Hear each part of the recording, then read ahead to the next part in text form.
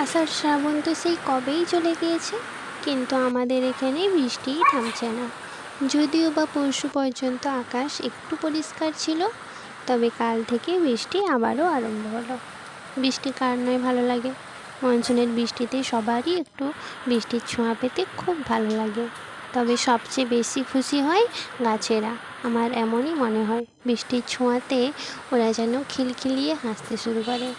আমার তো আবার ভয় হতে শুরু করেছে। পুজোতে এবার না বৃষ্টি এসে সব মাটি করে দেয়। দুর্গা ঠাকুরকে ঘিরে কত জনের কত আয়োজন। তুমি এসো মা, কিন্তু সাথে করে বৃষ্টি এনো না। মহালয়া তো আর হাতে গোনা কয়েকদিনই বাকি। দুর্গা ঠাকুরের জন্য আমরা পুরো একটা বছর অপেক্ষা করে থাকি।